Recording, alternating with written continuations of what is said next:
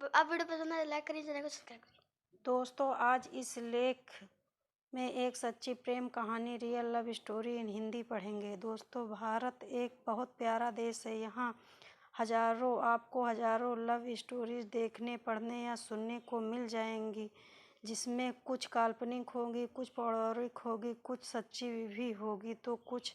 आइए नज़र डालते हैं एक ऐसी ट्रल लव स्टोरी पर। एक दिन एक युवक और एक युवती में प्रेम हो गया, लेकिन लड़का एक गरीब परिवार से आया था। इस बात से लड़की के माता पिता भी खुश नहीं थे।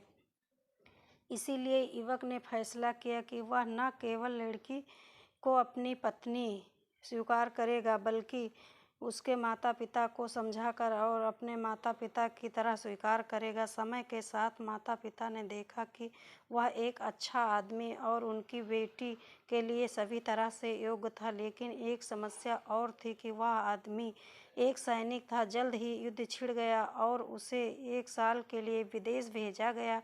उसके जाने के 1 सप्ताह पहले आदमी ने अपने घुटने के बल बैठकर अपनी प्रेमिका से पूछा, मुझसे शादी करोगी? प्रेमिका के आंखों में आंसू आ गए। उसने अपने आंसू पोंछे और कहा हाँ, और वे एक दूसरे के गले लग गए। वे इस बात पर सहमत हुए कि जब वह 1 साल में वापस आएगा तो वे शादी कर लेंगे।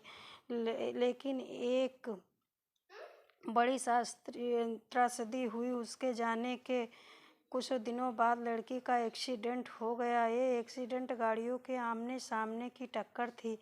जब वह अस्पताल में जागी तो उसने अपने माता पिता को रोते हुए देखा। तुरंत वह जान गई कि कुछ गड़बड़ है। बाद में उसे पता चला कि उसे ब्रेन इंजरी हुई है। उसके चेहरे की मांसपेशियों को नियंत्रित करने वाले उसके मस्तिष्क का हिस्सा अस्त्रग्रस्त हो गया था। उसका कभी सुंदर और प्यारा दिख खुद को आईने में देखकर वो रो पड़ी।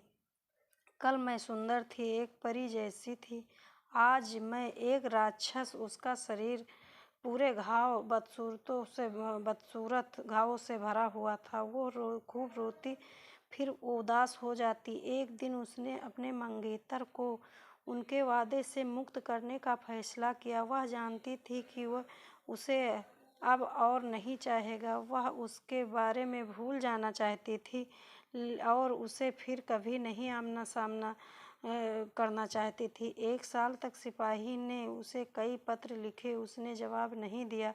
उसने कई बार फ़ोन किया, लेकिन कॉल रिसीव नहीं किया। हालांकि वो ऐसा नहीं करना चाहती थी, पर वो मजबूर थी। 1 साल बीत गए। एक दिन अचानक माँ उसके कमरे में चली गई और उसने उसे बताया कि वह युद्ध से वापस आ गया है।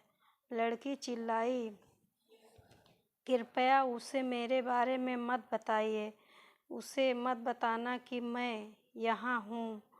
माँ ने कहा, उसकी शादी हो रही है और उसने तुम्हें अपनी शादी का निमंत्रण भेजा है। लड़की का दिल बैठ गया।